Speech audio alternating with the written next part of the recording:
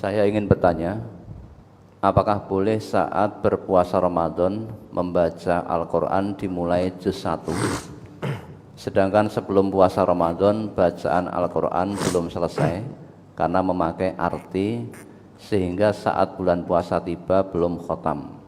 Tetapi saat bulan puasa Ramadan saya membaca Al-Quran tidak memakai arti agar bisa khotam. Mohon penjelasan.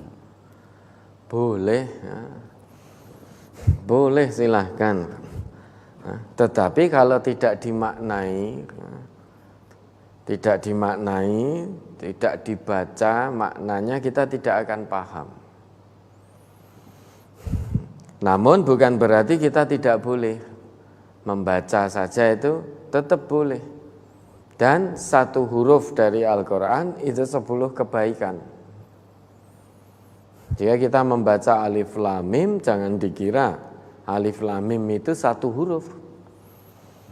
Alif itu satu huruf, alifun harfun, wal lam harfun, wal mim harfun.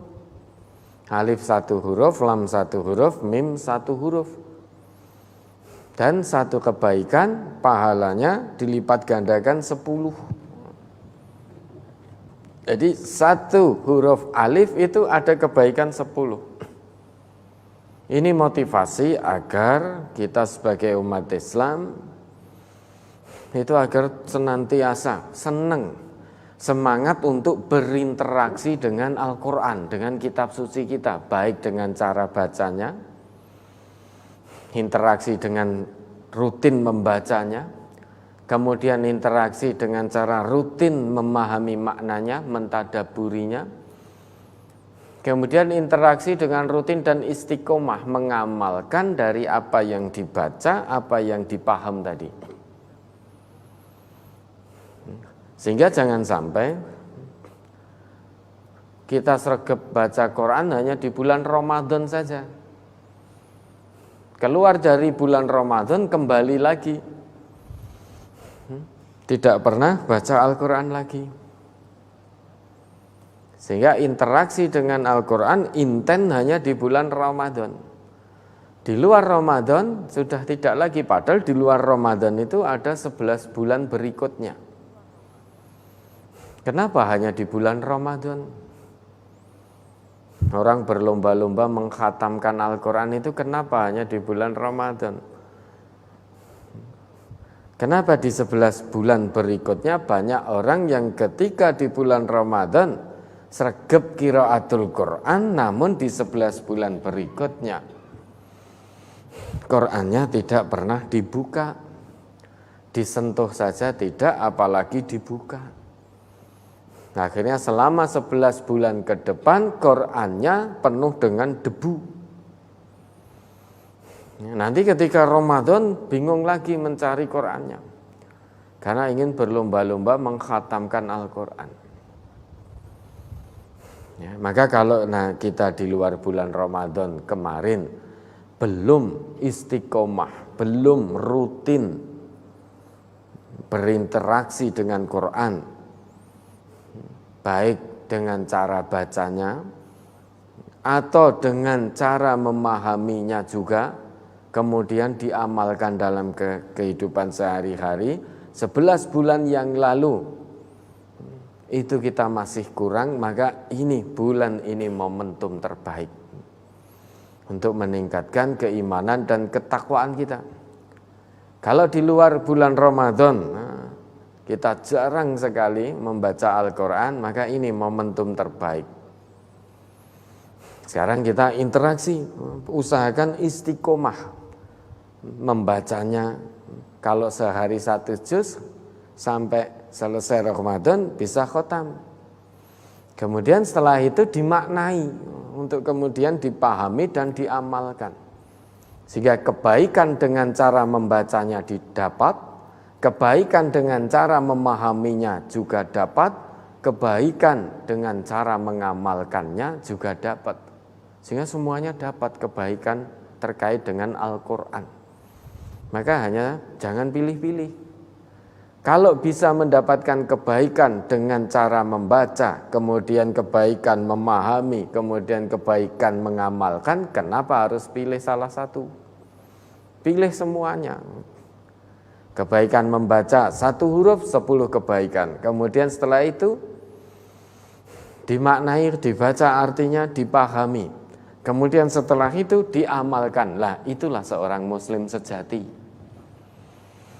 Muslim yang mau berpikiran maju. Ketika jadi orang Islam, meski sudah ngaji, namun karena sejak kecil tidak pernah belajar cara baca Al-Quran, sehingga meski sudah ngaji belum bisa baca Al-Quran. Jangan berhenti, jangan berpuas diri hanya dengan mengatakan yang penting pengamalan. Memang yang terpenting itu pengamalan. Kalau Quran dibaca saja tanpa diamalkan, itu juga sia-sia. Yang terpenting dari Al-Quran memang pengamalan. Namun kalau kita sudah sekian lama menjadi orang Islam, ketahuilah Al-Quran itu kitab suci kita.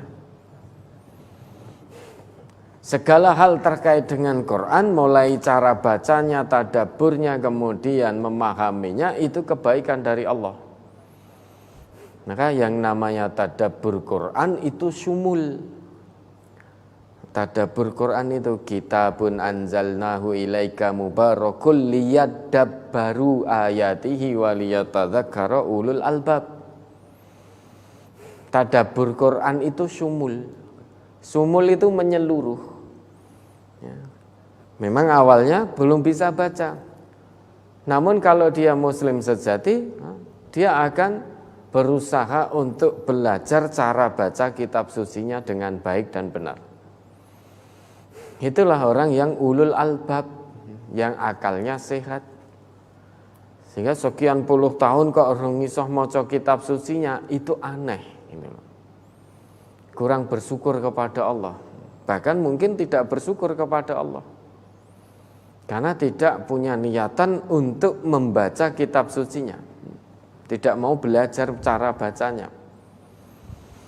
Nah, untuk menutupi kekurangan dan kemalasannya dengan mengatakan yang penting mengamalkan. Kenapa kita tidak berpikiran maju? Memang awalnya belum bisa membaca, bukan halangan untuk kita untuk tidak mengamalkan Quran. Kita mendengarkan Quran dijelas-jelaskan, paham, kemudian diamalkan meski belum bisa baca Quran. Namun tidak berhenti sampai di situ. Kemudian diikuti dengan langkah semangat belajar membaca Al-Quran, sehingga mendapatkan kebaikan dari membacanya, mendapatkan kebaikan dari memahaminya, mendapatkan kebaikan dari mengamalkannya. Itulah tadabbur Al-Quran. Sehingga secara sumul semuanya kebaikan. Masa diiming-imingi kebaikan tidak mau, 1 huruf 10 kebaikan. Belum lagi nanti dipahami, belum lagi nanti diamalkan, sehingga Quran menjadi pedoman hidupnya.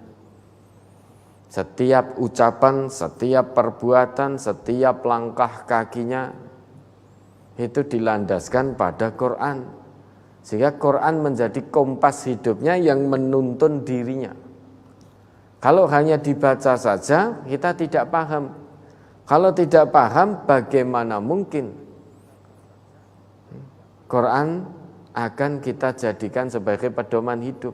Bagaimana mungkin Al-Quran mau menuntun hidup kita, wong kita tidak paham?